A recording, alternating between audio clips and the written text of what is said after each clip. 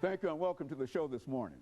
The topic this morning is youth literacy, and we're fortunate to have with us to talk about youth literacy Alana McLaughlin.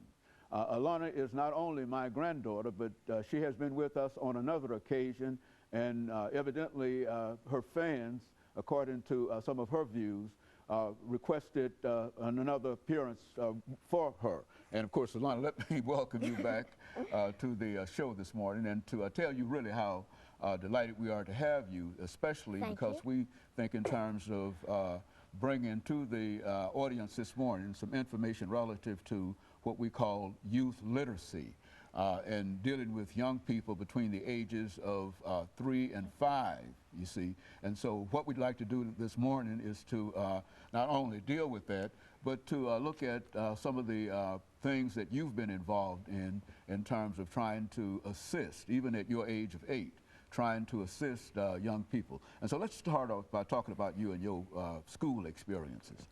Well, at school, we usually use these treasures reading books that we keep in our lockers. They help us read stories, like for our vocabulary, to learn words such as that. And we use those stories to tell us information such as true non-fiction stories or fiction stories, just to let our imagination spread out or to give us real knowledge on something that we're doing, such as a review test or a reading test. And so you found in your situation now, what grade are you in now? I am in 3rd, going on 4th. Going on the 4th. After this summer. After this summer, you'll be in the 4th grade. Now, you've been reading, I understand, for quite a number of years. Why don't you tell us something about your own reading experiences? Because what we want you to do is to sort of talk to young people your age or younger about how important it is to read. And I understand that you've been involved with reading for quite a number of years. When did you first start reading? Maybe when I was an itty-bitty child. My mother, Cheryl, used to take me to the library, and I'd probably grab a little baby book, and I'd sit down and I'd start reading. And then soon I would read it to my mother, and she was just flabbergasted at how I could read at that small age.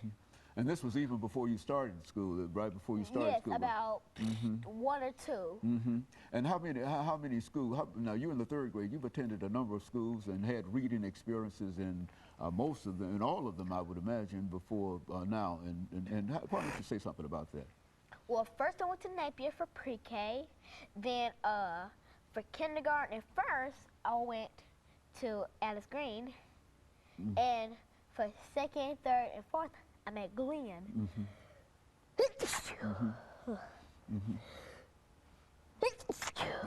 Okay. And so you've been to Alex Green, and now you're at Glenn, and I'm sorry. I'm sorry. Okay. And so now you're at Glenn, and what are some of your experiences in terms of your reading now? What level do you read on? I read at a 45, which is at a 5th grade level. And so you're at a 5th grade. Why don't you tell us something about some of the books that you've been reading here lately?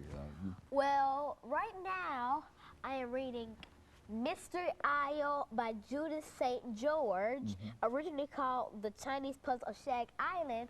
I recently read The Miraculous Adventures of Edward Tulane by Kate DiCamillo, The Tale of Despero by Kate DiCamillo, and Because of Winn-Dixie by Kate DiCamillo.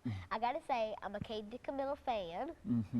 And now, who is Kate DiCamillo? I mean, is that... She's an author of all the books that I just named, except Mystery Isle by Judith St. George, who also made other books, such as Haunted, and I've also read Nancy Werlin, Double Helix, and Jennifer Allison's Guidla Joyce, Physics Investigator. I've also read Lulu Dark and See-Through Walls by Bennett Madison, and Dorothy and Thomas Hobler, The Sword That Cut Through the Burning Grass. And so you've been involved in a real sense in the whole process of reading for quite a number of years, and you can even remember the number of books that you've read. Is that right? Probably. Let's see. Tale of Desperation Chaparral by K. DiCamillo, The Miraculous Adventures of Edward Tulane by K. DiCamillo, Mr. Owl by Judith St. George. I've also read some mystery books, such as The Magic School Bus.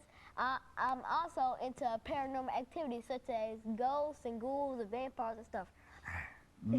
And so over the last 15 seconds here, Alana, and before this second segment, let us think in terms of bringing back some additional information in reference to that. And we'll be back with our audience following this very, very short commercial break. Of the show for the morning.